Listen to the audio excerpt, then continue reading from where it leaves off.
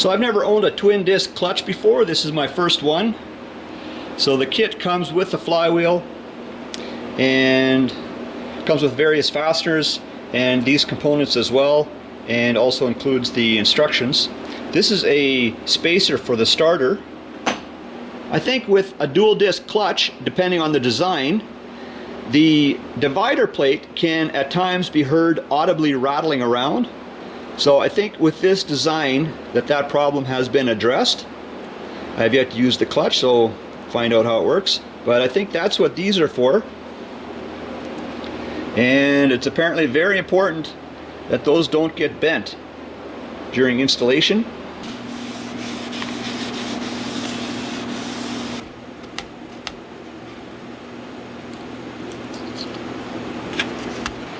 This transmission has an aftermarket input shaft, so just because parts are new, it doesn't mean that they fit. So this clutch disc seems to slide nicely on there.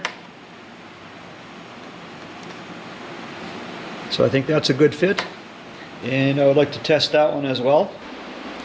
This is the flywheel. I already have it installed. So it's bolted to the end of the crankshaft. So here's one of the clutch discs, and it looks like there are 8 fasteners that locate the divider plate to the flywheel. So one of them is partially installed here, and one goes here later. So and then a pair in this area, a pair in this area, and a pair in this area. When it's all finished, I think this divider plate is supposed to be able to move freely in and out just a little bit. And these, I think, one of the primary roles of these pieces here are to actually act as leaf springs. And there's actually 2 of them there. See? These are the rest of those fasteners for the divider plate. So these are specialty pieces.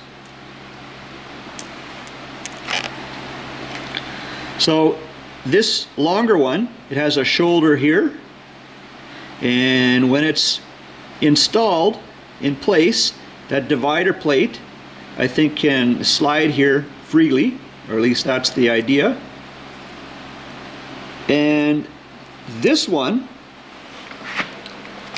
so they go here in these areas.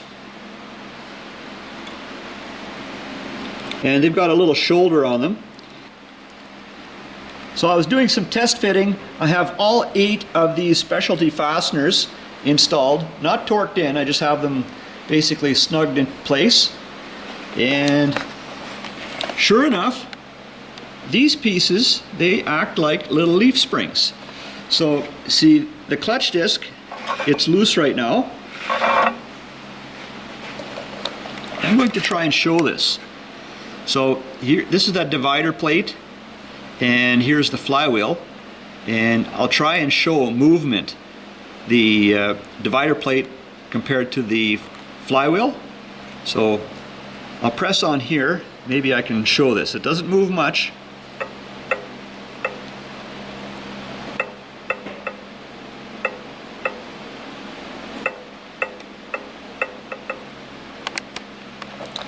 So I think the way this works is when the clutch pedal is pressed in, then the divider plate pulls away from the inner clutch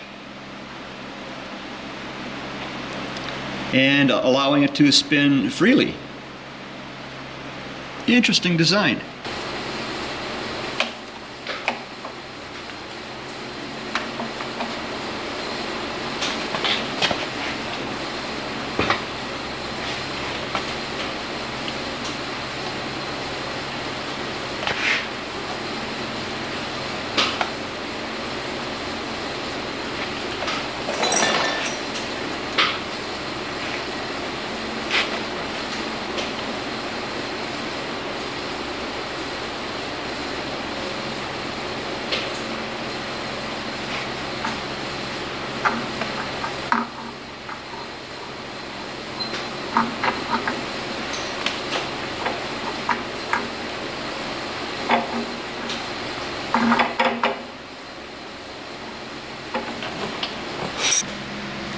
I was using this caliper to get somewhat of a measurement to the pilot bearing. So if I insert this in here, I have a light shining in there. So without inserting the caliper into the bearing, it's just touching it without entering. So that distance is approximately till here.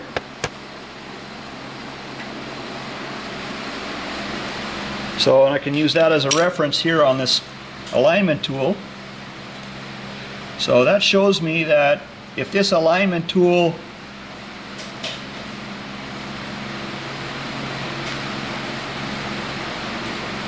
enters into the clutch a fair ways onto this duct tape, then it should also be into that pilot bearing. So I built this end up with duct tape because I wanted it to be somewhat more centered.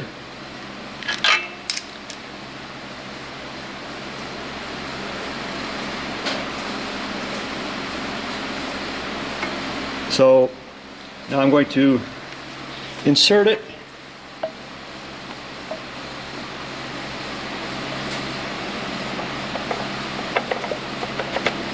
Okay, so now it should be just entering into the pilot bearing right around this area here.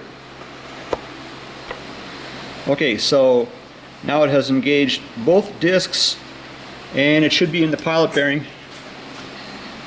I think at this point I would be ready to start tightening the pressure plate onto the flywheel. And I made myself some trouble with two of the pressure plate bolts. I had to sort that out, and in the end it worked out okay. So here's the starter spacer installed. Here's a look at what it looks like here.